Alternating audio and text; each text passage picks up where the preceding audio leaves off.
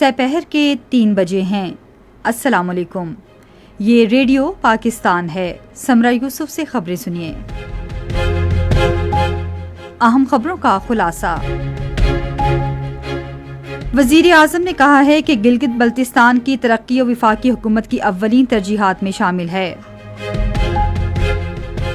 شہباز شریف نے عالمی امور میں اقوام متحدہ کے مرکزی کردار کے لیے پاکستان کی غیر متزلزل حمایت کا اعادہ کیا ہے۔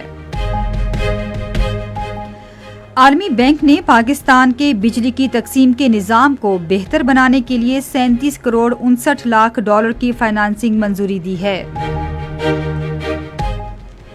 پاکستان اور بنگلہ دیش نے سائبر جرائم اور آن لائن فراڈ سے نمٹنے کے لیے تعاون مضبوط بنانے پر اتفاق کیا ہے۔ بھارت کے غیر قانونی زیر قبضہ جموں کشمیر میں شوپیاں اور راجوری کے اضلاع میں قابض فوج کی بڑے پیمانے پر محاصرے اور تلاشی کی کارروائیاں جاری ہیں۔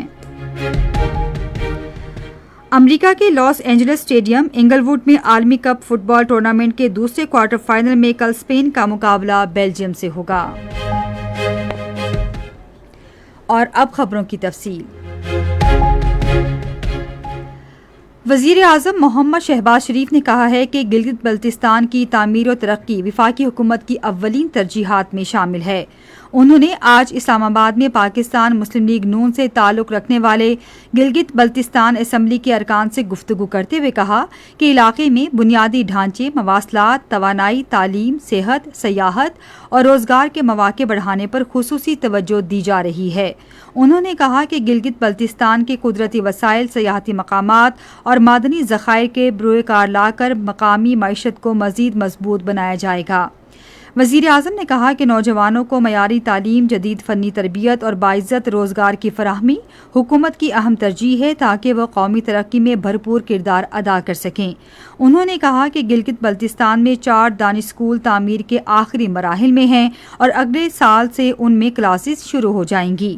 انہوں نے بتایا کہ گلگت بلتستان میں شمسی توانائی سے 100 میگا واٹ بجلی پیدا کرنے کے منصوبے پر کام تیزی سے جاری ہے۔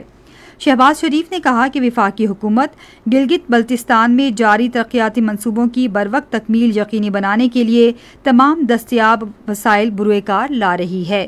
اس موقع پر وزیر اعظم نے نائب وزیر اعظم اسحاق ڈار کے زیر صدارت ایک کمیٹی کی تشکیل کی ہدایت کی جو گلگت بلتستان اسمبلی کے ارکان کی جانب سے دی گئی قابل عمل تجاویز کا جائزہ لے کر رپورٹ پیش کرے گی۔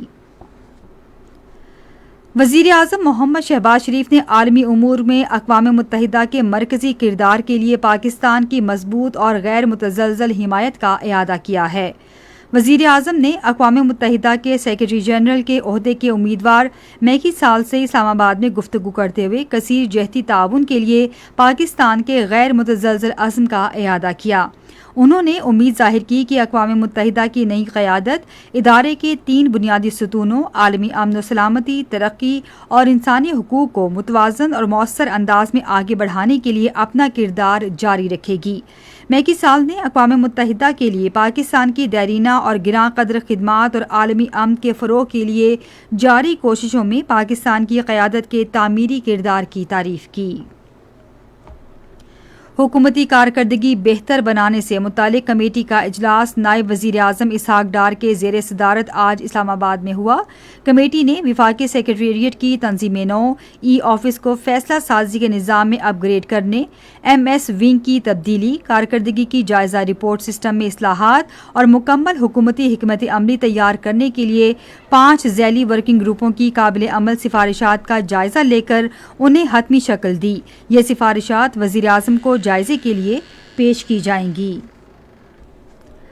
عالمی بینک نے پاکستان میں بجلی کی تقسیم کے نظام میں بہتری کے لیے 37 کروڑ 59 لاکھ ڈالر کی فائنانسنگ کی منظوری دی ہے۔ یہ منظوری واشنگٹن میں عالمی بینک کے بورڈ آف ایگزیکٹو ڈائریکٹرز کے اجلاس میں دی گئی۔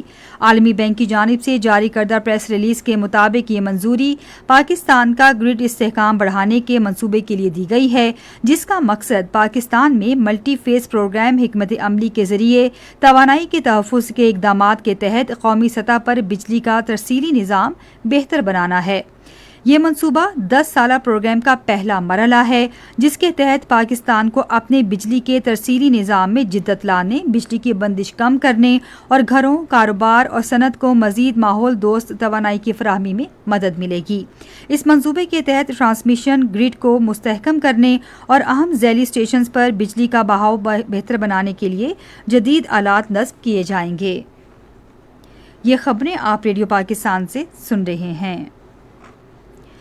پاکستان اور بنگلہ دیش نے سائبر جرائم اور آن لائن فراڈ سے نمٹنے کے لیے تعاون مضبوط کرنے پر اتفاق کیا ہے۔ یہ اتفاق رائے وزیر داخلہ محسن نقوی اور ان کے بنگلہ دیشی ہم منصب صلاح الدین احمد کے درمیان نیو یارک میں ملاقات کے دوران ہوا۔ محسن نقوی نے کہا کہ فریقین کو دو طرفہ تعلقات مزید مضبوط بنانے کے لیے نئے مواقع سے فائدہ اٹھانا چاہیے۔ انہوں نے ایران امریکہ کشیدگی اور مشرق وسطیٰ کی موجودہ صورتحال پر بھی تفصیلی تبادلہ خیال کیا۔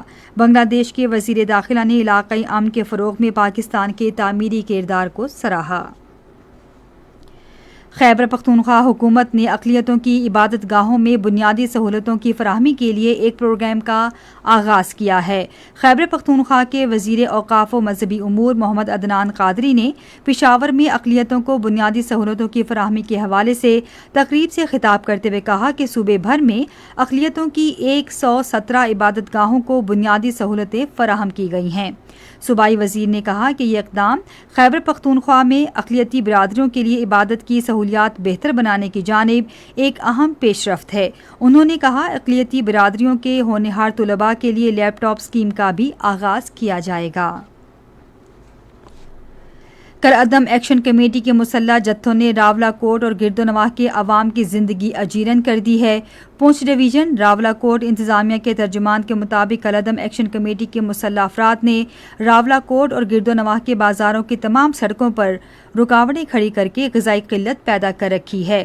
انتشاری کمیٹی نے تمام سڑکوں پر درخت کاٹ کر اور پتھر گرا کر سڑکیں بند کر رکھی ہیں۔ ترجمان کے مطابق ڈرائیورز علاقے میں اشیاء خورونوش کی نقل و حمل سے ڈرتے ہیں کیونکہ انتشاری کمیٹی کے شرپسند ساتھ ساتھ تحقیر آمیز سلوک کرتے ہیں۔ راولاکوٹ انتظامیہ کے مطابق آج قانون نافذ کرنے والے اداروں نے سڑکوں سے درخت اور ملبہ ہٹا کر باغ راولاکوٹ روٹ کھلوا دیا۔ انتظامیہ کا کہنا ہے کہ تاجر اور ٹرانسپورٹرز کو حالہ کے راستے اشیاء خورونوش لا سکتے ہیں۔ دیگر روٹس بھی کلیئر کروائے جائیں گے۔ انتظامیہ کے مطابق ویڈیوز کے ذریعے شرپسندوں کی شناخت جاری ہے اور ان کی معاونت کرنے والے عناصر کے خلاف ہر سطح پر کارروائی کی جا رہی ہے۔ قانون نافذ کرنے والے اداروں نے بلیک میلنگ، غیر قانونی اسلحہ برداری اور راستوں کی بندش کے خلاف مؤثر کارروائی کا آغاز کیا ہے۔ بھارت کے غیر قانونی زیر قبضہ جموں کشمیر میں شوپیاں اور راجوری اضلاع میں قابض فوج کی طرف سے بڑے پیمانے پر محاصرے اور تلاشی کی کارروائی جاری ہے۔ کشمیر میڈیا سروس کے مطابق بھارتی فوج کی Rashtriya rifles, para commandos, central reserve police force اور اسپیشل آپریشن گروپ نے آج 7ویں روز بھی ضلع شوپیاں کے سید پورہ پایان، امشی پورہ، شمسی پورہ، چانا پورہ، چک امشی پورہ اور ملحقہ علاقوں میں محاصرے اور تلاشی کی کارروائی جاری رکھی۔ دوسری جانب بھارتی فورسز کے اہلکاروں نے ضلع راجوری کے منج کوٹ اور سندر بنی کے مختلف علاقوں میں اپنے طویل فوجی آپریشن کو مزید بڑھا دیا جو آج مسلسل 49ویں روز میں داخل ہو گیا۔ ریڈیو پاکستان آج سپہر 4:05 پر اپنے قومی نشریاتی رابطے پر معروف شاعر احمد ندیم قاسمی کی برسی کے سلسلے میں ایک فیچر پروگرام نشر کرے گا۔ امریکہ کے لاس اینجلس اسٹیڈیم انگل ووڈ میں عالمی کپ فٹ بال ٹورنامنٹ کے دوسرے کوارٹر فائنل میں کل اسپین کا مقابلہ بیلجیم سے ہوگا۔ امریکہ کے بوسٹن اسٹیڈیم میں ٹورنامنٹ کے پہلے کوارٹر فائنل میں فرانس مراکش کو 2 گول سے ہرا کر سیمی فائنل میں پہنچ گیا۔ مراکش کی ٹیم کوئی گول نہ کر سکی۔ اور اب موسم۔ محکمہ موسمیات کی پیشگوئی کے مطابق آئندہ 12 گھنٹے کے دوران ملک کے بیشتر حصوں میں موسم گرم اور مرطوب رہے گا، تاہم کشمیر اور بالائی خیبر پختونخوا میں شام اور رات کے اوقات میں کہیں کہیں آندھی چلنے اور گرج چمک کے ساتھ بارش کا امکان ہے۔ ملک کے مختلف شہروں میں آج ریکارڈ کیا گیا درجہ حرارت: اسلام آباد اور Gilgit 37 degree centigrade, Lahore 35، Karachi 33، Peshawar 39، Quetta اور مظفر آباد 36، مری 25 جبکہ سری نگر 32، جموں 35 اور لیہ 14 ڈگری سینٹی گریڈ۔ آخر میں اہم خبروں کا خلاصہ ایک بار پھر سن لیجیے۔ وزیر اعظم نے کہا ہے کہ گلگت بلتستان کی ترقی وفاقی حکومت کی اولین ترجیحات میں شامل ہے۔ شہباز شریف نے عالمی امور میں اقوام متحدہ کے مرکزی کردار کے لیے پاکستان کی غیر متزلزل حمایت کا اعادہ کیا ہے۔